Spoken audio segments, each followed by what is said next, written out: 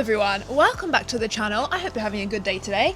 My name is Danny and today I want to talk about building your whiskey shelf. Now, in my opinion, I don't think you need to have hundreds of different whiskey bottles in order to have a whiskey shelf that kind of encompasses everything. I think you just need a really cleverly curated set of whiskies that cover each important style, and that way you can really have a whiskey for anything. Today I thought I'll go through some of those main categories in my opinion, go through what makes that one unique and why you should have it on your shelf, and then I'll include a couple of examples under each heading. In my opinion, if you have a whiskey, at least one from each of these categories, you have a very full and complete collection. But use this as a whiskey map rather than a whiskey shopping list. Hear what I have to say. You might like some of these categories, you might not. Anyway, I'm rambling now. I've poured myself a dram of Redbreast 12. Let's get into it.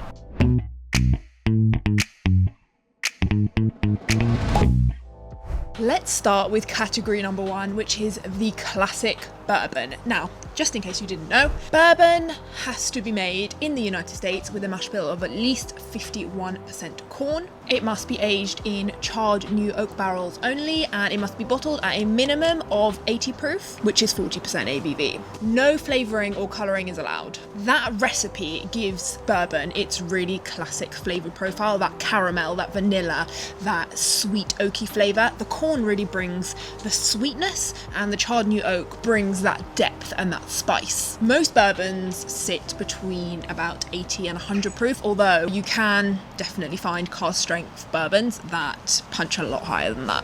Bear in mind, for this category I am talking about a very classic bourbon, so something that's pretty high in corn. A couple that I really like are Elijah Craig's Small Batch. I think that is a fantastic bourbon, and also Knob Creek 9. Really kind of traditional and classic. These are definitely both staples that show off that really rich, sweet, balanced, bourbony flavour. You know what I mean. Now for category number two, we're gonna swap out some of that grain for wheat, and we're going to talk about wheated bourbon. Wheated bourbon is sort of softer and rounder and often sweeter. Think bread dough and pastry rather than rye, which is more peppery and spicy. This mash bill became famous with the Pappy Van Winkle line, but you definitely do not need to spend Pappy money to taste really, really good wheated bourbon. Maker's Mark is the classic example, or Maker's Mark 46, the one which is finished with the French oak staves, is really, really good. It just adds a little bit of intrigue and fun. I really, really like that one. Or for something a little bit bolder, the Larceny Barrel Proof. It's one of those bourbons that shows you how wheated bourbon can be so soft even at a high proof. The third category of American whiskey that I think everyone should have on their shelf is a rye whiskey, although I did recently taste a rye whiskey from Scotland, the first one ever I believe actually. But anyway, we'll go classic. American rye whiskey. Before bourbon took over, America drank rye. Now, rye whiskey in America has to be at least 51% rye, and just like bourbon, it has to be aged in charred new oak barrels. The result is slightly spicier, slightly leaner. It's often got pepper and baking spice, sometimes mint and herbs. Historically, the Manhattan cocktail was actually made with rye whiskey, not bourbon.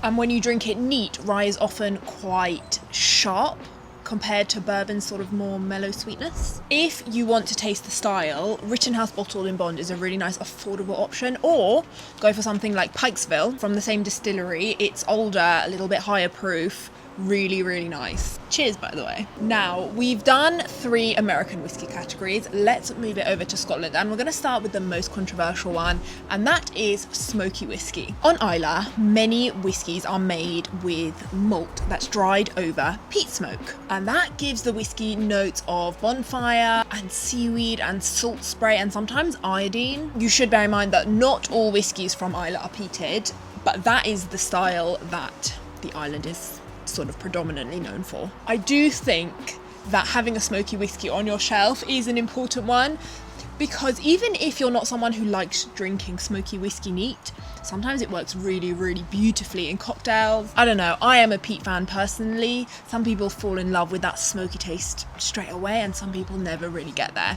Anyway, if you want the benchmark, I would say Ardbeg 10 is very bonfirey but with a nice citrusy kick, or Ardbeg Ugdal, one of my favourite ever bottles. It's finished in sherry casks, so it has that really quite intense smoke, but also really nice rich sherry cask, caramel, chocolatey, espresso-y flavours. You might have also heard some of the hype around Lagavulin 16. It's more expensive, but it's kind of bolder and richer. It layers smoke with that dried fruit, oaky, polished, I have to say, really, really good. Category, are we on 5? I'm gonna say sherried malts. Now, this is definitely the other end of the spectrum.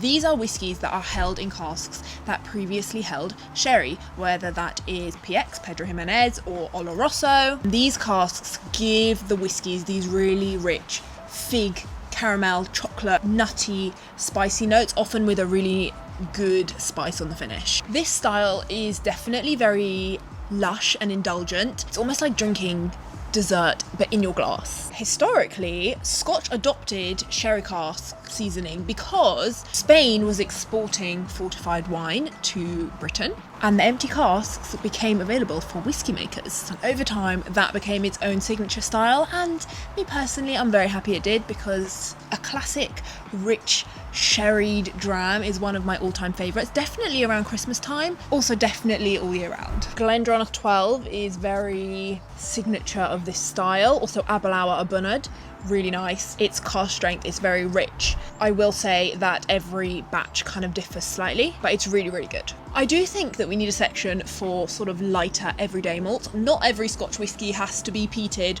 or sherried, and I'm giving this its own section. We are talking malts matured in maybe bourbon casks or a mix of different casks. Things that have tasting notes of malt and honey and orchard fruit and citrus without being too heavy on that sherry style or have any smoke. These are whiskies that are sort of perfect introductory Scotch whiskies, but also, you know, whiskey nerds love them too because they let the distillate shine for itself without being too overpowered by cask influence, if you get what I'm saying. These are really great whiskies to drink with friends, something that you just want to be able to sip it easily, you don't have to think too hard about it. Something like Glenmorangie 10, that's a good one, very classic. Balvenie Doublewood 12, it's ex-bourbon, it has a sherry finish. The flavour comes a lot from the bourbon casks rather than too much focus on the sherry. Highland Park 12, that does have